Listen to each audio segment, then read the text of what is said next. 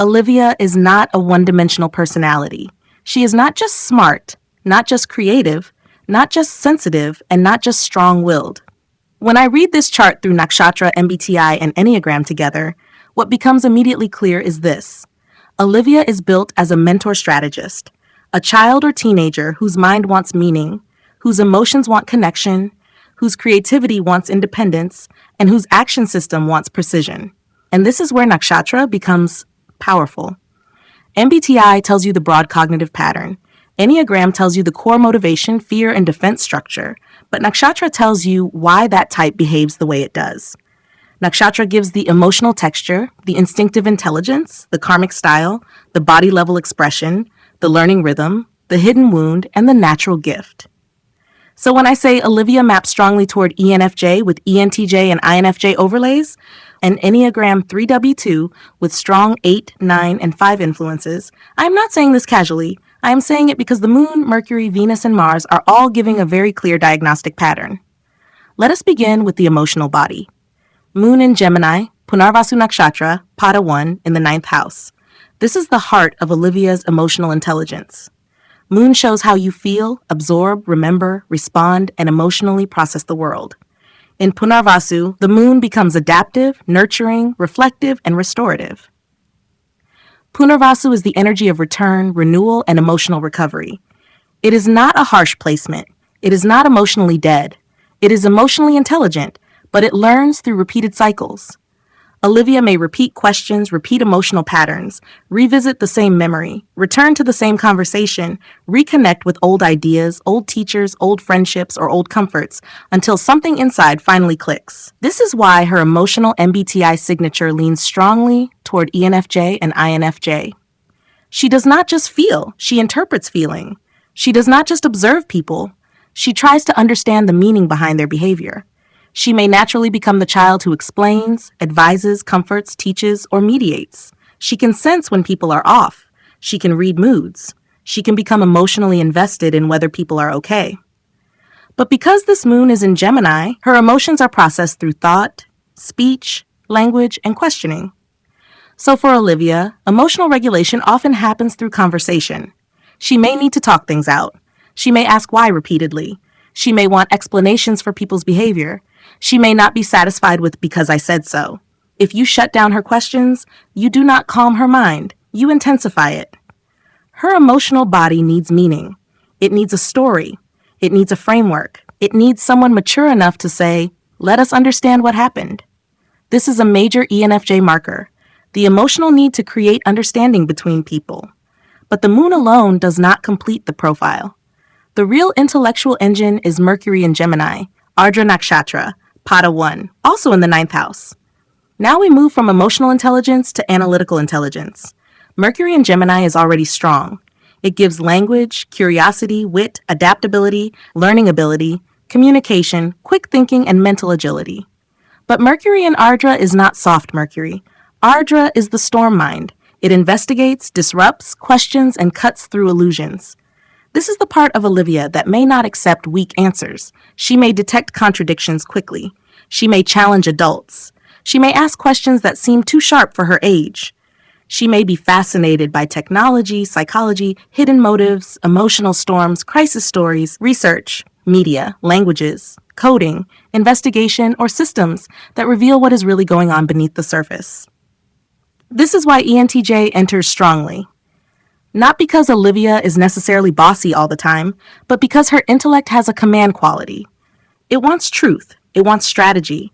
It wants structure. It wants to know how things work. It wants to solve. It wants to expose the flaw in the argument. It wants to take the scattered pieces and create a working model. So emotionally, she may be ENFJ. Intellectually, she can behave like ENTJ or INTJ. This creates a very interesting inner contrast. One part of Olivia wants harmony. Another part wants truth. One part wants people to feel safe. Another part wants the facts to be clear. One part wants to be liked. Another part does not want to tolerate nonsense.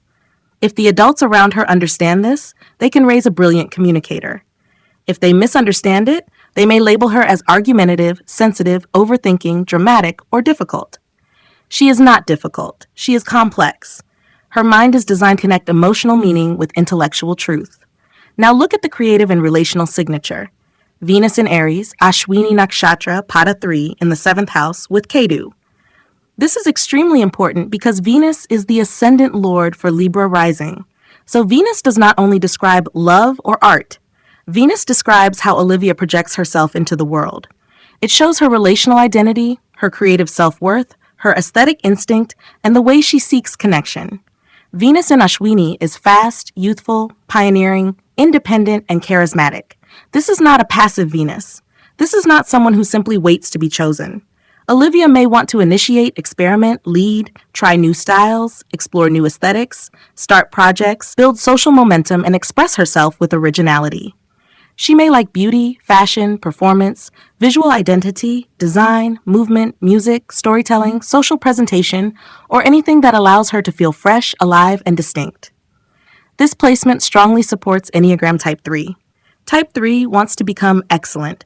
It wants to be seen as capable, talented, impressive, successful, and valuable. With Libra rising and Chitra influence, this Type 3 is also image-aware. Not shallow, image-aware. Olivia may instinctively understand presentation. She may notice how things look, how people respond, how she is perceived, how style changes social reception.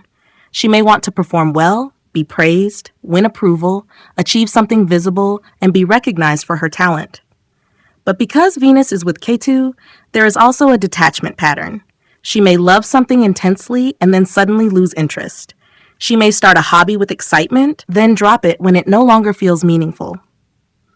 She may be drawn toward unusual aesthetics, spiritual art, symbolic beauty, vintage themes, healing arts, or creative expressions that carry deeper identity. She may not be satisfied with ordinary beauty. She may want beauty that feels alive, mystical, rare, or personally meaningful. This combination creates a unique pattern. She wants recognition, but she may also feel detached from the very things people praise her for. That is why the Type 3 must be handled carefully. If Olivia is praised only for performance, she may begin to believe she must always be impressive to be loved. If she is seen for her effort, values, kindness, intelligence, and emotional honesty, her Type 3 becomes healthy. It becomes confidence, excellence, and leadership, not anxiety-driven achievement. Now let us read Mars in Virgo, Hasta Nakshatra Pada 2 in the 12th house. Mars is action, logic, courage, physical drive, anger, focus, and execution. In Virgo, Mars wants precision. It wants to fix, correct, organize, improve, and solve. In Hasta, Mars becomes hand-skilled. This can show talent with writing, drawing, instruments, crafts, coding, tools, technical repair, martial arts, dance, healing touch, journaling, detail work, documentation, editing, or skill-based hobbies. But Mars is in the 12th house. This means Olivia's action system is partly private. She may practice in secret. She may hide effort. She may get frustrated privately. She may want to perfect something before showing it. She may become irritated when things are messy, unclear, or inefficient. She may carry anger inside the body before expressing it directly. This is where parents, teachers, and counselors need to be careful. Do not assume that because she looks composed, she is not under pressure. Mars in the 12th can internalize stress. It can create private restlessness, hidden irritation, perfection anxiety, or sleep-related overthinking. She needs constructive outlets, movement, martial arts, dance, sports, hand-based skills, journaling, structured projects, craft, rhythm, breathwork, and private practice time. The key with Olivia is not to suppress Mars. The key is to give Mars a disciplined job. If she has a goal, she stabilizes. If she has no direction, the energy turns into worry, criticism, or irritability. Now let us bring the House Lord logic into the personality diagnosis. Olivia has Libra ascendant with Chitra influence. This gives social intelligence, aesthetics, design perception, diplomacy, relational awareness, and a desire to be refined, balanced, and impressive. Chitra adds brilliance, visual intelligence, artistry, and the need to create something distinct. The ascendant Lord Venus goes to the 7th house. This means Olivia discovers herself through people, relationships, audiences, peers, social mirrors, and partnerships. She may be very aware of how others respond to her.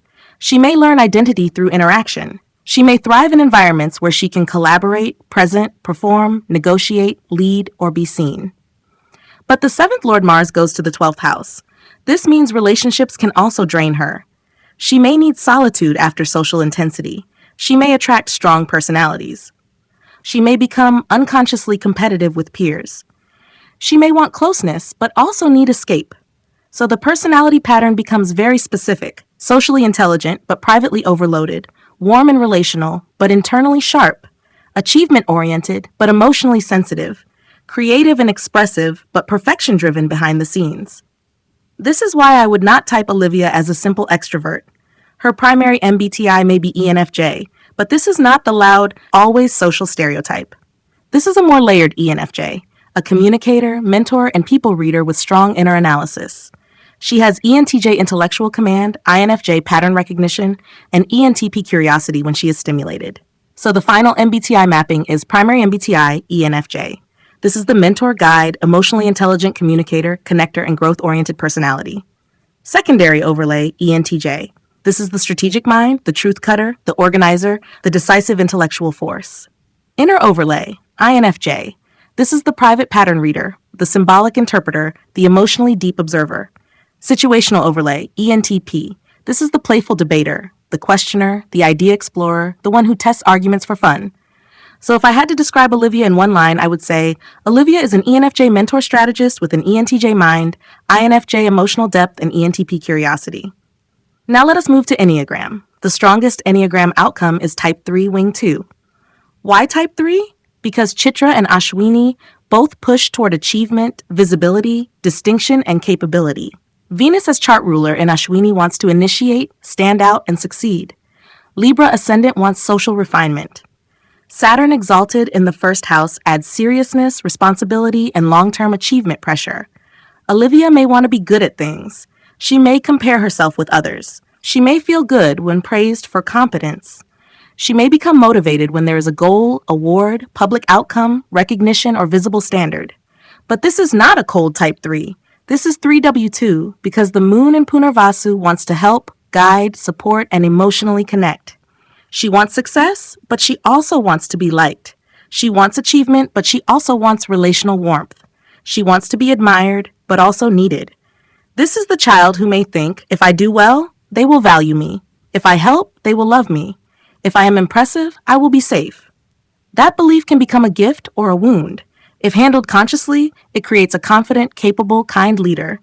If mishandled, it creates performance anxiety, people-pleasing, image management, and fear of failure. The second Enneagram influence is Type 8. Type 8 comes through Mercury in Ardra, Venus in Ashwini, and Saturn in Vishaka. This gives Olivia a strong internal refusal to be controlled. She may be sweet, charming, and cooperative until she feels disrespected, manipulated, or underestimated. Then the directness appears. She may challenge unfairness. She may argue when logic is weak. She may resist authority if authority is not intelligent. This Type 8 influence is not necessarily her core. It is her defense system. When Olivia feels safe, she can be warm and guiding. When she feels cornered, she becomes sharp, forceful, and independent. The third Enneagram influence is Type 9. This comes from Moon in Punarvasu. Olivia does want peace. She may want people to get along. She may dislike emotional chaos. She may try to restore connection after conflict. She may retreat into music, stories, nostalgia, devices, imagination, or comfort when emotionally tired. But she is not a pure Type 9 because the chart is too active.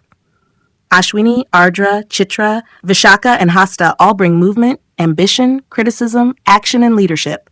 So Type 9 is part of her emotional regulation, not the core engine. The fourth influence is Type 5. This comes through Mercury in Ardra and Saturn in Vishaka. Olivia may research, observe, analyze, and collect knowledge to feel secure. She may want to understand systems before trusting them. She may become fascinated by hidden subjects, psychology, technology, research, science, symbolism, or complex learning. So the likely Enneagram structure is core type, 3W2, strong fixes, 8, 9, and 5.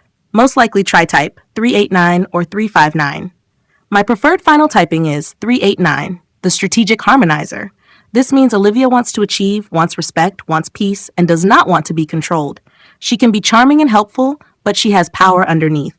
She can be emotionally warm, but she is not weak. She can be socially graceful, but she notices everything. Now let us speak directly to the parent, teacher, or counselor listening to this. Do not reduce Olivia to her report card. Do not reduce her to behavior. Do not reduce her to being sensitive, talkative, stubborn, or dramatic. Her chart shows a young personality trying to integrate 4 powerful systems. Her moon says, help me understand what I feel. Her Mercury says, give me the truth, not vague answers. Her Venus says, let me express, create, lead, and be seen. Her Mars says, give me skill, structure, and a private place to master myself. If these 4 are honored, Olivia becomes exceptional. She needs meaningful education, not mechanical instruction. She needs teachers who can answer questions intelligently. She needs creative outlets that combine beauty and originality. She needs physical or hand-based disciplines to release internal pressure. She needs emotional conversations that do not shame her sensitivity. She needs leadership opportunities that do not inflate ego but build responsibility. Her best learning style is interactive, story-based, concept-driven, visual, debate-friendly, and project-oriented. She will likely learn well through discussion, mind maps, teaching others, research projects, performance, writing, design, technology, languages, and real-world application. Her best hobbies may include dance, martial arts, theater, storytelling, creative writing, public speaking, debate, coding, music, design, photography, journaling, craft, yoga, language learning, psychology-based learning, content creation, or community projects. Career-wise, she can later thrive in fields that combine communication, people, meaning, and strategy, psychology, counseling, education, law, diplomacy, media, writing, design, branding, leadership training, technology communication, research, HR, coaching, social entrepreneurship, performing arts with message, or interdisciplinary work where human behavior and systems meet. The deeper lesson is this: Olivia is designed to become visible, but not empty. She is designed to achieve, but not lose herself in performance. She is designed to guide others, but not carry everyone emotionally. She is designed to think sharply, but not use intelligence as a weapon. She is designed to create beauty, but not depend on approval to feel valuable. That is the real power of reading Nakshatra with MBTI and Enneagram. MBTI gives the cognitive architecture. Enneagram gives the motivational engine. Nakshatra gives the living soul pattern, the emotional weather, the instinctive rhythm, the karmic intelligence, and the way the personality actually breathes. For Olivia, the diagnosis is clear. She is not merely ENFJ. She is an ENFJ mentor strategist with an ENTJ truth engine, an INFJ inner compass, and an ENTP questioning style. She is not merely type 3. She is a 3W2 achiever helper with type 8 strength, type 9 peace-seeking, and type 5 investigative depth. When guided well, this is a child or teenager who can become a powerful communicator, ethical leader, creative strategist, counselor, teacher, designer, speaker, researcher, or emotionally intelligent achiever. But she needs the right reading. She needs the right language. She needs adults who can see the pattern beneath the behavior. So if you are a parent listening to this, and you feel your child is intelligent but misunderstood, sensitive but strong, creative but inconsistent, social but secretly overloaded, ambitious but emotionally complex, this is exactly where a nakshatra-based MBTI and Enneagram reading becomes valuable. Because once you understand the child's moon, Mercury, Venus, and Mars, you stop guessing. You understand how they feel, you understand how they think, you understand how they create, you understand how they act, you understand what motivates them, you understand what wounds them, you understand what helps them grow. And that is the real purpose of this work.